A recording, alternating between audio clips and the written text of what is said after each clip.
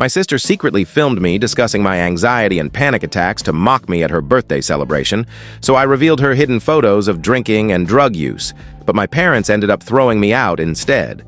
I'm 18, and my sister Emma is turning 21 this weekend. Our birthdays have always been a major source of conflict in our family because mine is just 3 days after hers. Every year since we were kids, my parents have gone all out for Emma's party, claiming her birthday is more significant since she's older. They treat her celebration as the main event, merging mine into hers without ever asking for my input on the plans, guests, or anything else that matters. This year, Emma promised something different. 2 weeks ago, she approached me, suggesting we do something special to include me in her 21st birthday, proposing a sisterly bonding session to share childhood memories and talk about our relationship. This caught me off guard, since Emma has never shown interest in spending time with me or acknowledging my existence unless she wants to borrow something or use my belongings without permission. Last Tuesday evening, when our parents were at their book club, Emma convinced me to sit down with her. She pulled out her phone and asked about my feelings growing up in our family, whether I ever felt overlooked or sidelined. It seemed like she was finally ready to admit that our parents have always treated us differently, and maybe she wanted to repair our relationship.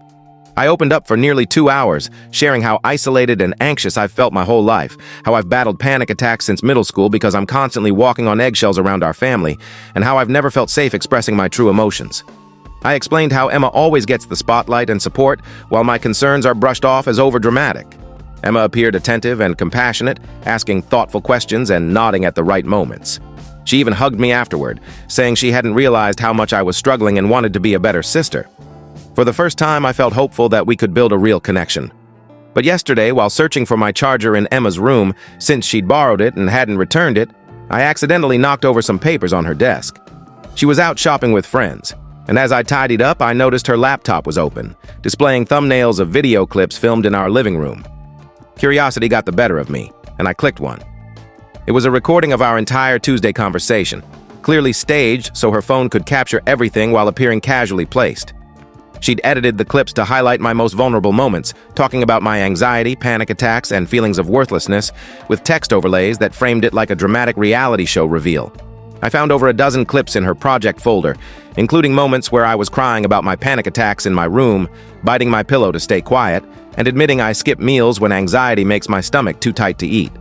There was also a final video labeled Emma's 21st birthday highlight, showing she planned to screen this montage at her party tomorrow night in front of her college friends and our extended family.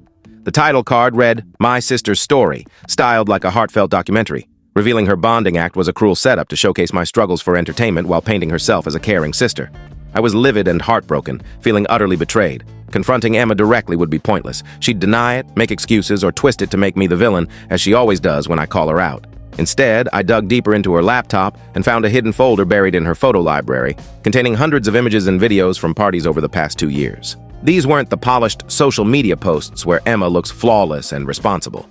They were raw, unfiltered shots of her drinking heavily, kissing random guys, smoking what was obviously marijuana, and even videos of her taking pills that weren't prescription meds, laughing and acting reckless. There were also screenshots of texts where she bragged to friends about lying to our parents about her whereabouts, claiming she was at the library or a friend's house for schoolwork. The most incriminating were photos from last month at a sketchy warehouse party, clearly illegal, with older men, some in their 30s. In several, Emma was visibly intoxicated, kissing one older guy and acting wildly. I spent hours combing through her files, selecting about 50 of the most damning photos that would shatter the perfect, studious image Emma maintains for our parents and family, who see her as a model college student who doesn't drink or party. Her 21st birthday party was tonight, the usual lavish event our parents throw annually with grandparents, aunts, uncles, cousins, and 20 of Emma's college friends gathered in our decorated backyard. I waited until everyone was settled with drinks and appetizers, then offered to help Emma set up her planned slideshow, knowing it included the video of my confessions.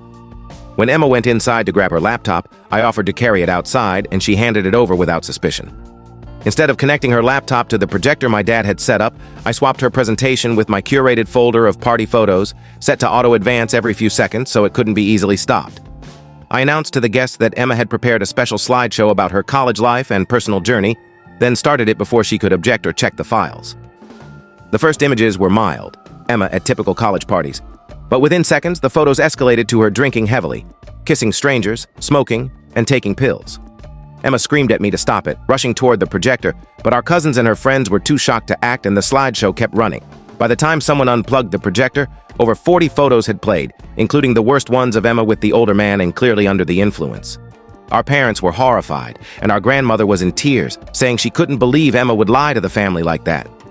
Our grandfather stood silently, visibly disappointed. Emma's friends were split. Some laughed, recognizing the parties, while others looked uneasy and started leaving. Emma sobbed, accusing me of invading her privacy and stealing her photos, claiming the images were out of context and that college partying was normal.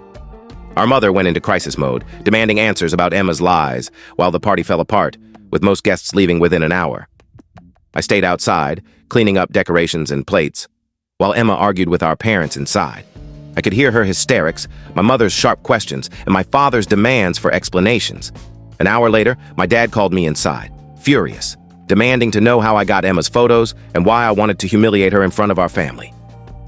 Emma was at the kitchen table crying, with my mom protectively behind her, clearly framing her as the victim. Emma claimed I was jealous of her party and had violated her privacy to ruin her reputation, denying any recording or video project. My parents interrogated me for 2 hours, dismissing my attempts to explain the video she'd planned. They accused me of acting out of spite, believed Emma's denials, and refused to look at the evidence I offered. By the end, they'd decided I was the aggressor, sabotaging Emma's birthday out of envy. They told me I had 1 week to move out, as I'd shown I couldn't be trusted in their home. Additional context, many are asking for more details and questioning my actions, so I'll clarify why I felt exposing Emma was my only option. First, Emma didn't just record a casual chat. She orchestrated a fake bonding session to capture me discussing my mental health struggles, knowing how devastating it would be to share my social anxiety and panic attacks with her friends and our family. She planned to edit and present this footage to look like a caring sister while humiliating me. Second, some think I should have confronted Emma or told our parents about her video plan instead of exposing her photos. But Emma has always been the favored child. Whenever I've reported her wrongs, like when she crashed my car while drunk or stole my savings for concert tickets, my parents blamed me or made me apologize. They see Emma as the responsible one, funding her tuition, housing, and a $600 monthly allowance, while I get $50 for my birthday and Christmas combined, expected to work and pay my own way because I'm less mature. The photos proved Emma was lying about her college life, using our parents' support for drugs, risky parties, and reckless behavior, yet still getting praised as the perfect daughter. I exposed her photos to show our parents the truth, hoping they'd rethink their favoritism. The timing, at her party, was deliberate, mirroring her plan to humiliate me in front of the same crowd using her own slideshow format. I know 2 wrongs don't make a right, but Emma started this by violating my trust, and my actions were a reaction to her betrayal, not an unprovoked attack. Update 1. 1 week later, the fallout from Emma's party has been chaotic, and my parents have fully painted me as the villain, ignoring Emma's role in recording my private confessions to humiliate me. The morning after, my mom screamed for me to come downstairs and apologize for ruining Emma's party and our family's reputation. Both parents sat with Emma, who was crying, claiming the photos were taken out of context and didn't reflect her true character. She convinced them her partying was normal college behavior, that the drug and older men photos were either fake or coerced, and that I acted out of jealousy.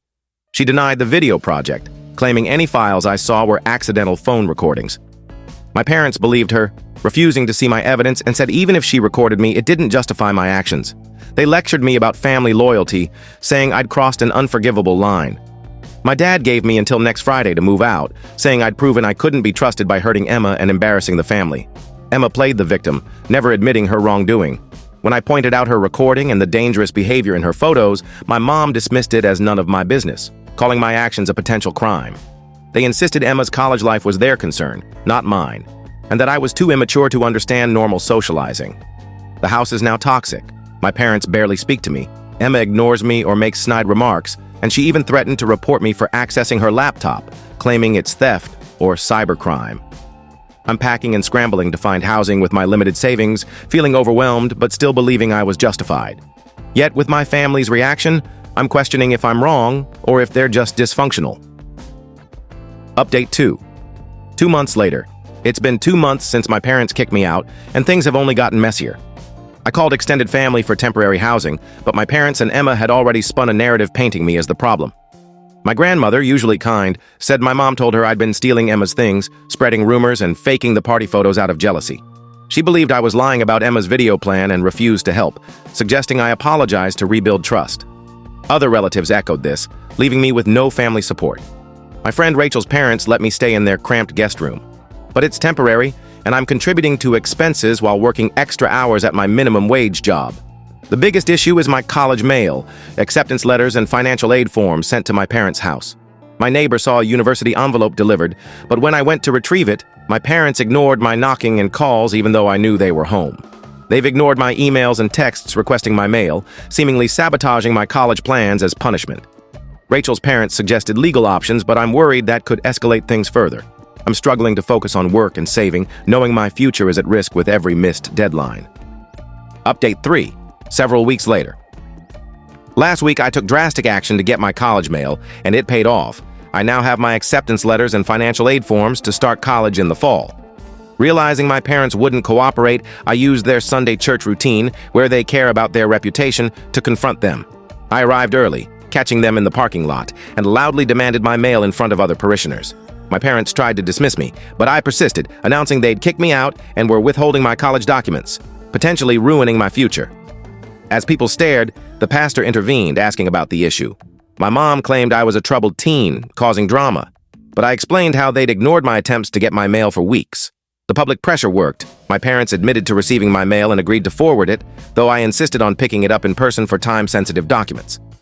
Threatening to share evidence of our family conflict, including Emma's photos and my parents' actions, pushed them further. The pastor mediated, and they reluctantly agreed to let me collect my mail. I now have what I need for college, but the cost, publicly confronting my parents, has left our relationship even more strained.